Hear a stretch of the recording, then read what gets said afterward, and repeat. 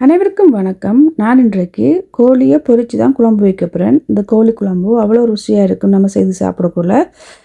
இந்த கோழி குழம்பு அநேகமாக எங்களோட ஊரில் செய்கிறது. இப்போ வாங்க வீடியோக்குள்ளே போகலாம். இந்த கோழி குழம்பு செய்கிறதுக்கு முதல்ல சிக்கன் நம்ம பொரிச்செடுக்கணும். அதுக்கு நமக்கு எந்த அளவுக்கு தேவையோ சிக்கனை அந்த அளவுக்கு கட் பண்ணி எடுத்துக்கொள்ளுங்க. எடுத்து வடியாக க்ளீன் பண்ணி கழுவி வச்சுக்கொள்ளுங்க.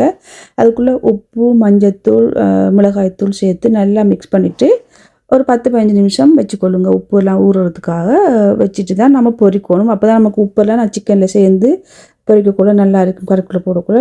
இப்போ நான் தேங்காய் எண்ணெயெல்லாம் பொரிக்க போகிறேன். நீங்கள் உங்களுக்கு விருப்பமான எண்ணெயிலையும் பொரிச்சு எடுத்துக்கொள்ளலாம். நான் தேங்காய் எண்ணெயில் பொரித்தா நல்ல வாசமாகவும் டேஸ்ட்டும் நல்லா இருக்கும் கறிக்கு. தேங்காய் எண்ணெயில் பொரித்து சமைச்சு பாருங்கள். உண்மையாகவே நல்ல டேஸ்ட்டாகவும் வாசமாகவும் இருக்கும் கறி. இந்த குழம்பு அநேகமாக எங்களோட ஊரில் மட்டக்களப்பில் எங்களோட ஊரில் சமைக்கிறது உருளைக்கிழங்கு போட்டு தான் செய்ய போகிறேன். ஆனால் சில ஆட்கள் உருளைக்கிழங்கு போடுறதில்ல, சில ஆட்கள் போடுவாங்க.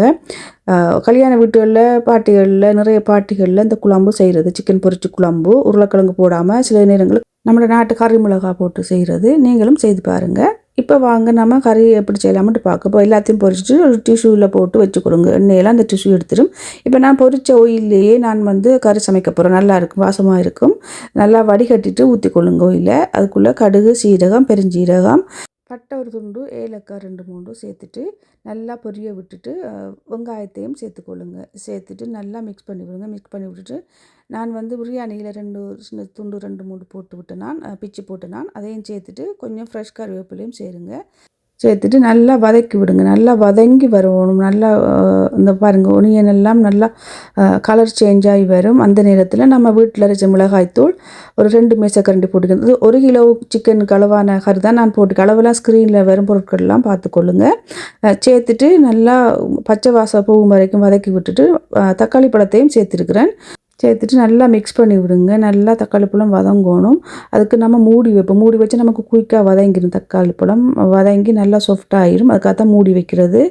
மூடி வச்சுட்டு ஒரு நிமிஷத்தால் அதுக்குனால தக்காளி பழம் நல்லா மசிஞ்சு வரும். அப்படி அகப்பையால் மசிச்சு விட்டிங்கன்னா சரி. ஒரு கொஞ்சம் தண்ணி விடுங்க. எல்லாம் சேர்ந்து அவிஞ்சி மிக்ஸ் ஆகி நல்லா கிரேவியாக வரும் குழம்பு. அதுக்காக நான் இப்படி செய்கிறது எல்லா குழம்புக்கும். அப்போ தண்ணியை விட்டு கொஞ்சம் நல்லா மிக்ஸ் பண்ணி விட்டுட்டு இப்படி ஆயிலெல்லாம் மேலே வரும். அந்த நேரத்தில் நமக்கு தேவையான தண்ணியை விடணும். இப்போ தேவையான தண்ணியை விட்டுக்கொள்ளுங்க. நான் இஞ்சி பூண்டு பேஸ்ட் போடுறத காட்டிக்கொள்ளல. அந்த வெங்காயம் வதங்கினதுக்கு பிறகு கொஞ்சம் இஞ்சி பூண்டு பேஸ்ட்டை வதக்கிட்டு போட்டு தக்காளி பழத்தை போட்டுக்கொள்ளுங்க. சாரி, நான் அந்த வீடியோ எடுக்க மறந்துட்டேன். இப்போ மூடி வச்சு ஒரு 5 நிமிஷம் நல்லா கொதிச்சதுக்கு பிறகு கொஞ்சம் திக்கான தேங்காய் பால் இது விரும்பினா விடலாம், இல்லாட்டி நீங்கள் விடலாம். தேங்காய் பால் விடுறதால கறி நல்லா இருக்கும், திக்காகவும் இருக்கும். இப்போ உப்பை பார்த்து உப்பும் சேர்த்துக்கொள்ளுங்க. சேர்த்துட்டு நான் உருளைக்கிழங்கு சேர்த்துருக்கிறேன். அதை நான் ஏற்கனவே சொன்னேன், உருளைக்கிழங்கு விருப்பமாட்டா சேர்க்கலாம், இல்லாட்டி விடலாம். அந்த நேரத்தில் கறி மிளகாயும் நீங்கள் சேர்க்கலாம். இப்போ பொரித்து வச்சுக்கிற சிக்கனையும் சேர்த்துட்டு நல்லா மிக்ஸ் பண்ணி விட்டுட்டு மூடி வச்சு திரும்ப நல்லா கொதிக்க விடணும். ஒரு 5 நிமிஷம் நல்லா கொதிக்க விடணும். இந்த உருளைக்கிழங்கு சிக்கன் எல்லாம் சேர்ந்து நல்லா அவிஞ்சி நல்லா ஏற்கனவே சிக்கன் பொரிச்சிட்டு நம்ம அவிஞ்சிட்டு இருந்தாலும் நம்ம திரும்ப நல்லா கொதிக்க விடணும். அப்போ தான் நமக்கு சிக்கன்லேருந்து கிரேவியெல்லாம் நல்லா ஏறும். அப்போ அந்த நேரம் நல்லா ஒரு 5 நிமிஷத்துக்கு பிறகு கொஞ்சம் கரம் மசாலா சேர்த்துக்கொள்ளுங்க. சேர்த்துட்டு மிக்ஸ் பண்ணி விட்டுட்டு திரும்ப மூடி விடுங்க. 1 நிமிஷமோ 2 நிமிஷம் மூடி நல்லா கொதிக்க விடுங்க. கொதிக்க விட்டுட்டு திரும்ப கொஞ்சம் ஃப்ரெஷ் கருவேப்பிலையும் சேர்த்துருக்குறேன். சேர்த்துட்டு மிக்ஸ் பண்ணிவிட்டு அடுப்பு ஆஃப் பண்ணி விடுங்க. ஆஃப் பண்ணி விட்டுட்டு தேசிப்புளி கொஞ்சம் விடுங்க. தேசிப்புளி விட்டால் இந்த குழம்பு நல்ல டேஸ்ட்டாக இருக்கும்.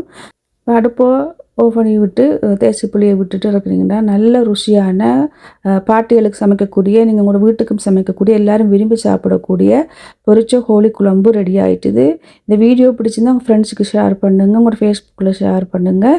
இந்த வீடியோ பிடிச்சிருந்தால் லைக் பண்ணுங்கள், ஷேர் பண்ணுங்கள், கமெண்ட் பண்ணுங்கள், மறக்காமல் சப்ஸ்கிரைப் பண்ணுங்கள். இந்த கோழி குழம்பு, பொரிச்ச கோழி குழம்பு நீங்கள் வெளியில் எங்கேயும் போன்றாலும் செய்துட்டு போகலாம், பழுதாகாது, ஒரு நாள் ஃபுல்லாக இருக்கும்.